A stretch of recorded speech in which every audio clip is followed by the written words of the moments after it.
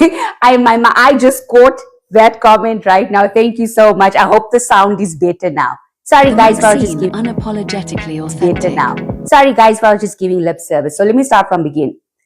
The topic I'm covering today is no bonus, no increase, no promotion. So it's for those people that have always exceeded above and beyond, given their all in their jobs. Their work didn't need any checks, any reviews. Their performances was outstanding. They always volunteered for maybe services or additional innovation projects. They were always helping their co-workers. They always made sure they met the deadlines or they exceeded their deadlines. They always made sure that sometimes they never took their sick days off, which is not a badge of honor. Please trust me, when you are ill, you should take those days off, because if you're physically unwell, how do you produce top value? How does anyone benefit from you if you're sick in the workplace? But I've seen this throughout my career in corporate. People that have never been off sick, they always arrive early. They're always the ones to be leaving late. And that is not the crux of the message today. What I'm trying to get to is those are the top performers in the organization, in your team. And there could be some of you that's watching this podcast right now. It could be you. And when you get to that review, when you get to have that discussion with your direct line manager or your supervisor or whoever it is that you're reporting to, and you get told, thank you so much for your service. We've seen your dedication. We appreciate your hard work. Your efforts do not go unnoticed. However, the company is not doing so well. So you did not get a bonus. You did not get an increase. It's a gutted feeling. I know. I had both ends of the stick. I was in the leadership seat where I had to have these conversations. I was also on the other side of the table where this conversation had to be had with myself.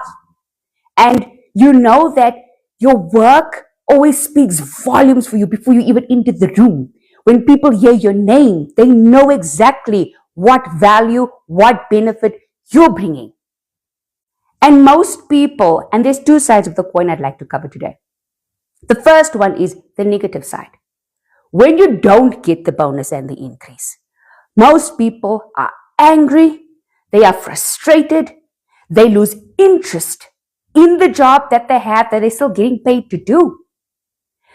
Most of the people take off ill. I've seen this in my time in corporate. For the whole week, that person is just not available. Those people are not available. And it's because I have given my everything. I have outperformed. My ratings were good. The KPIs, all the metrics, I measured up and I've exceeded them. So why? Why am I not even getting that increase and the bonus? Because truth be told, everybody looks forward to, if I get that extra bit of money, I'll be able to cover the kids' school fees. I'll be able to maybe pay up my rent for the duration of the year, or I would be able to move out and have my own place, or I'd be able to cover my expenses. I wouldn't have to be borrowing. You know, we all have those plans, those dreams, what we can do. But what happens when you don't get the value for what you've been putting in? There's two ways this can play out. If you're a top performer and you know you've been giving your all, and your work is of utmost, I don't even know what the word is, you're just outstanding. You can take the negative road and go, you can take off from work. Now listen carefully. I'm not saying do this, I'm saying this is what happens. Employees take off from work. They drop their performance, especially if you've been a top performer. It's easy to recognize when someone is disgruntled. Your performance starts dropping. You stop engaging. You stop studying. You stop going for those courses. You're doing yourself a disservice by doing that. Yes, I used to be in the leadership position as well. I used to see this and I knew your feelings are hurt. You are disappointed. How can I make it better for you? There's another way you can look at this in a positive sense. If you look at the positive sense, okay, so the company didn't do well. They didn't perform as well, so I'm at the short end of the stick. What can I do for myself? As much as the bills are there, how can I look at this with a positive mindset? You can upskill yourself. If you're in an organization that provides bursaries, learnerships, that gives you courses where they are licensed and they are for free, you're not paying, it's not out of your pocket, I would take that route. Invest in you again.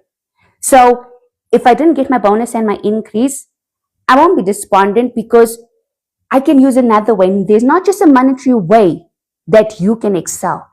There's also knowledge. And we all know the power of knowledge. No one can take it away from you. There's courses you can invest in.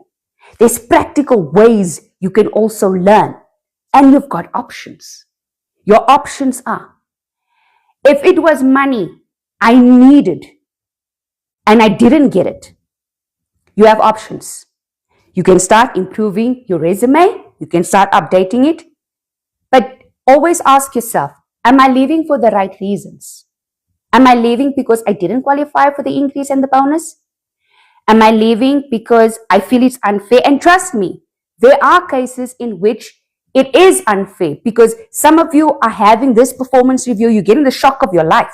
You've never had this conversation with your supervisor, with your manager. You just saw for the very first time when you were given your letter that you don't qualify for the bonus or the increase. What are you going to do?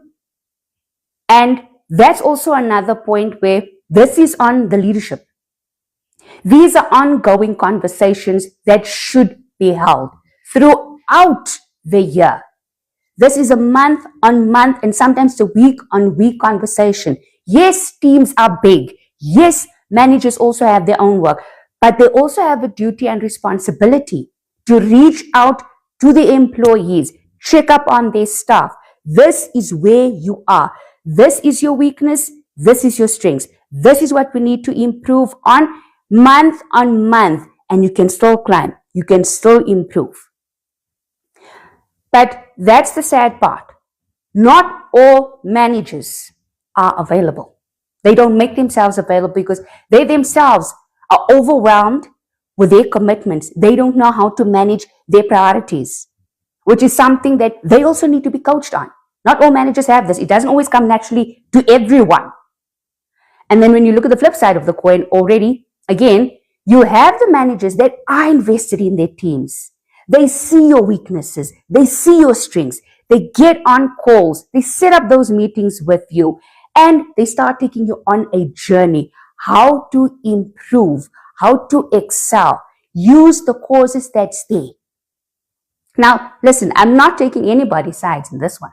I'm just saying, think about what options you have before you go down the negative route. And it's easy. I've seen it.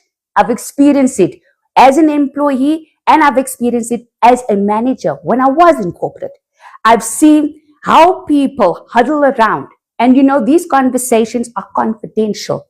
However, when you are disgruntled, when you are angry, you don't watch what comes out of your mouth and you don't even care to whom you are speaking to. And you start this circle.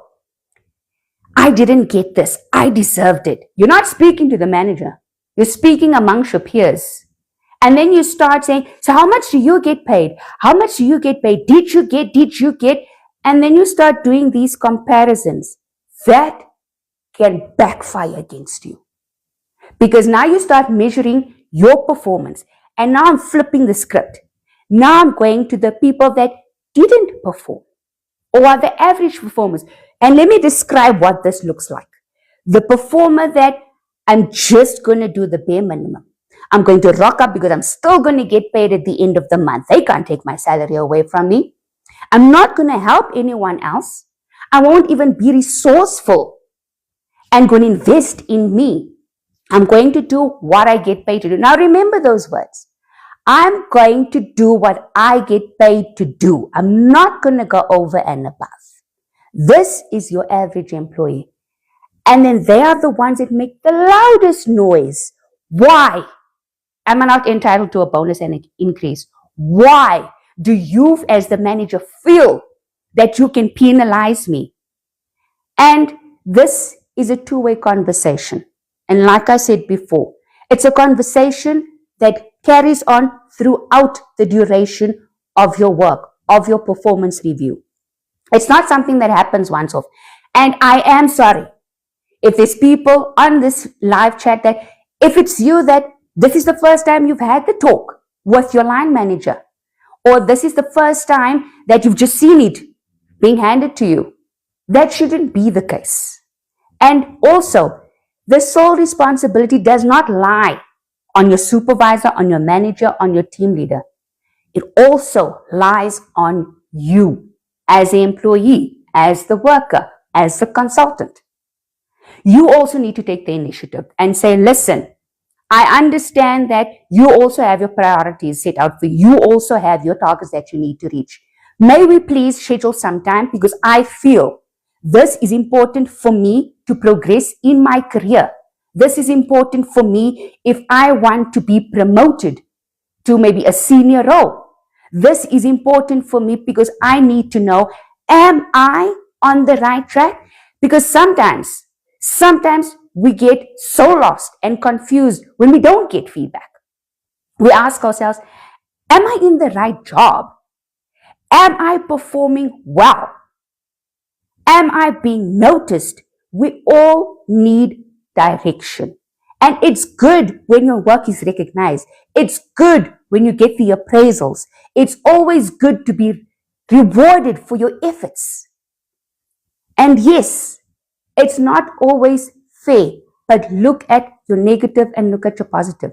If I didn't qualify this year, did I get genuine feedback on what I needed to improve on?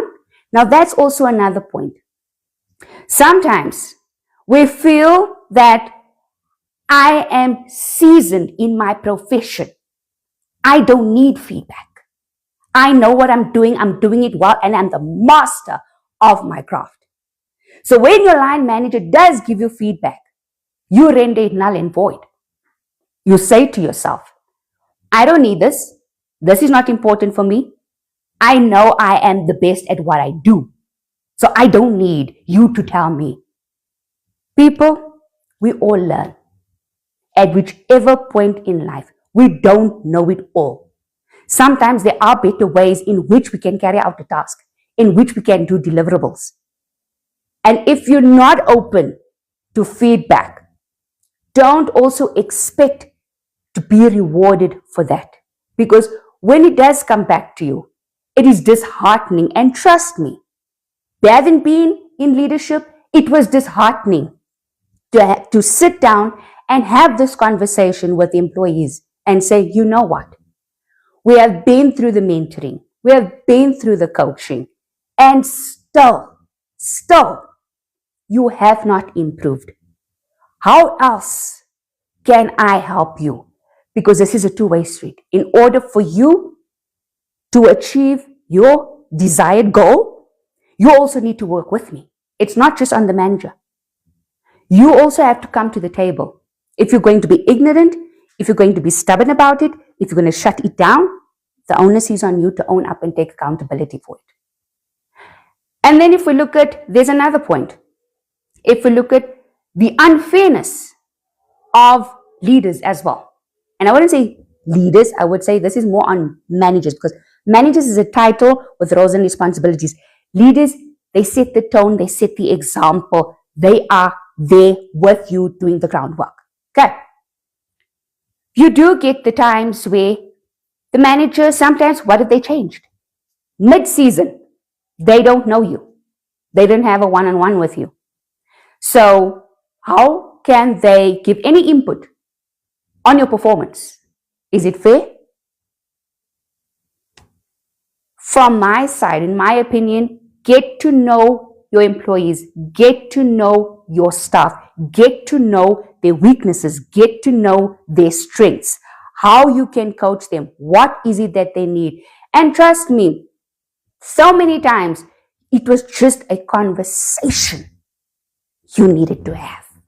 It was just a conversation you needed to table down and schedule, because this is a very sensitive time for a lot of people, because you make plans and you're also measuring yourself in your career.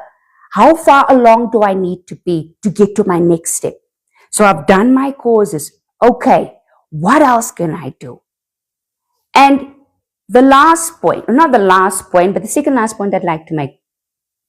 If you're really a top performer and you feel that you have received the short end of the stick, you haven't been given what you have showcased throughout that period, you do have options. You can politely engage leadership and have a conversation and ask, why did I get the short end of the stick? What is it that you didn't see? Could we have had this conversation earlier rather than later? And you can also make a decision at that point. Weigh up your options. So if I didn't get what I know I deserved, I can either invest in going and studying. We all have that, maybe 1 or 2 goals, those courses that you couldn't afford before you got the job. That job title that you're interested in, and you know you can't afford the fees for varsity. Approach your learning and development department, division. Ask HR if you're not sure. Even ask your manager. Listen, I would love to invest in me. I understand, yes, I didn't get the increase and the bonus. I would like to now invest in myself, in my growth, because I want to reach my next. Don't always look at the monetary value. I know it's a painful point, because we all need more money. But look at other ways that you can elevate yourself. So I can go and get a bursary, fully paid, and most organizations offer this. You just have to look, do the work, do the research, network, engage with your learning and development areas. Know who your points people are. Know who your HRBPs are, so that you know you've got other options. And if you feel, okay, this is enough, I don't want to go and elevate myself. I've been waiting. I wanted the money. I needed the money. My family needs are expanding. My bills are being raised. Medical aid is also expensive, and I'm just not getting there. Think about it. I can either go another year and I can upskill and learn so that I can start applying for other roles that will pay me what I'm currently not getting and what I currently need. Or I can also look if there's other areas within the organization that maybe I could go do a secondment in. Find out. There are so many other avenues to explore in your organization before you decide to be disgruntled and leave. There are options.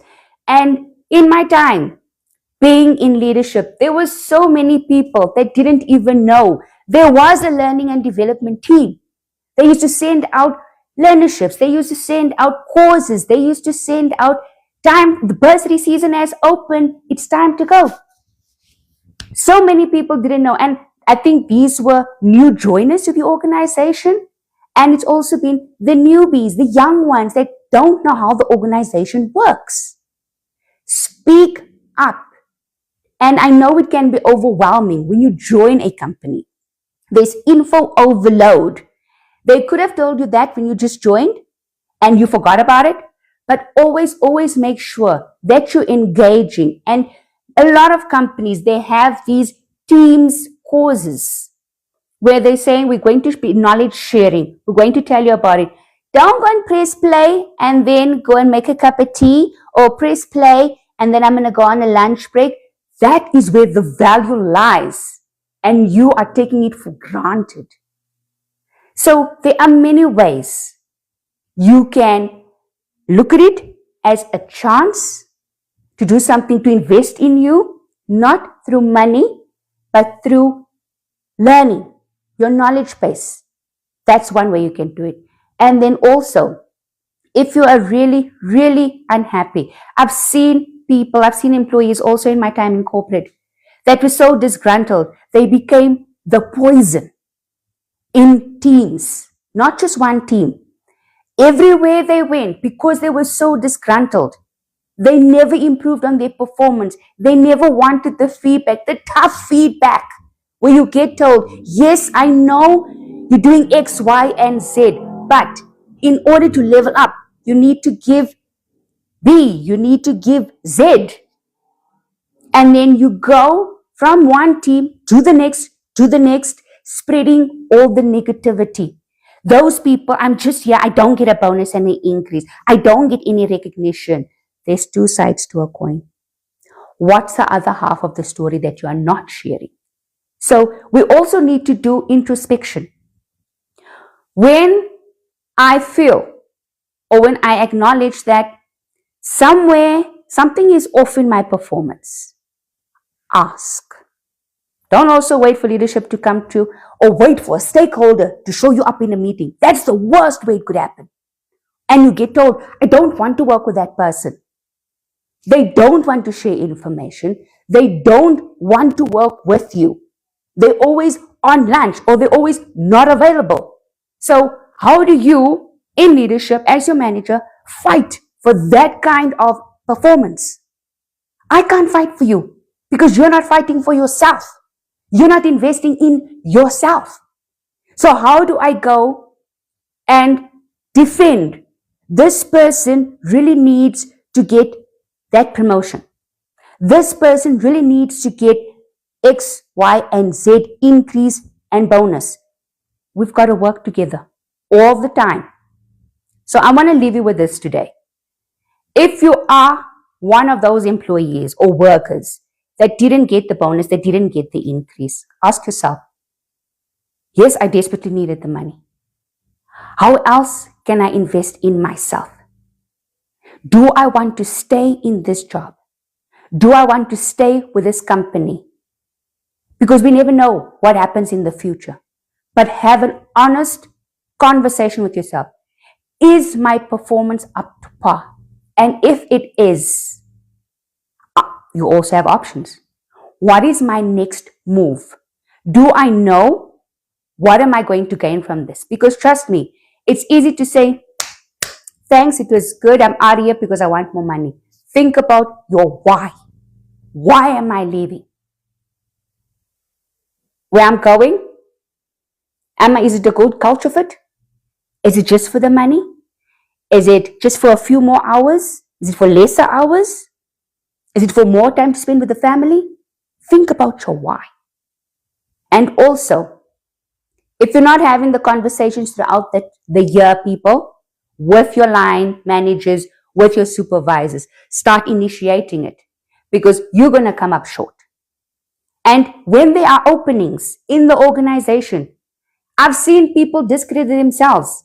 They don't go for it because I want to stay in this team. I want to advance in this team. I want to get paid more and more for the same role, doing the same thing, not taking on additional responsibilities. I want to accelerate in my career. Yeah. You're putting yourself in a box because you're so afraid. And that tells me it's not that you're not smart. It's not that you're not intelligent. It's the fact that I don't think I am strong enough to move to another organization. I don't think I'm confident enough in my work to move to another organization. I don't think I have what it takes. How will you know if you don't even give yourself a chance? So people, you've got choices. You do have a choice. You can sit and be mad at the world, or you can figure out how else I can invest in me, where my value will be seen, will be known, will be rewarded. You have a choice. You have options. It's not a blaming game. It's conversations that need to be held throughout your time, throughout your employment, not a once-off. And if there's managers on the line, this one's for you too. Engage with your staff. Have the performance reviews. I used to do mini reviews every single month. If I saw you were struggling with something, that would be your task. Let us work together to fix this. All right. And we'll do a check-in on the monthly. How are you doing? How did it go? And I will also assign tasks to see, are you growing? Are you applying yourself? It's a two-way street. The manager has a job. You have a job. Have the conversation, please. Give yourself an open mind. Give yourself a chance. Give yourself an opportunity to do well. And if you are that top performer, maybe you're just stuck in a team. Maybe it's time to elevate. Maybe it's time for you to contest the waters in another team, in another business unit, in another organization. Use your skills. Use your talents. Being disgruntled is not going to get you anywhere, but you're only going to hurt yourself and you're only going to hurt your pocket. So think about it. What can you do for you? If it didn't work out, there's always an option. And I live by it. God is my provider. He will get me through it. How can I better myself? How can I give myself what I need? Share your thoughts. This is the Maxine Unapologetically Authentic podcast. Please note, next week you'll catch me live on TikTok at 11 a.m. Thank you so much for joining, and I hope you got value from this session. The recording will also be available on all my social media platforms, YouTube, Spotify, Apple Podcasts. Thank you so much. I hope you ladies and gentlemen have a beautiful day further and stay warm. Maxine Unapologetically Authentic.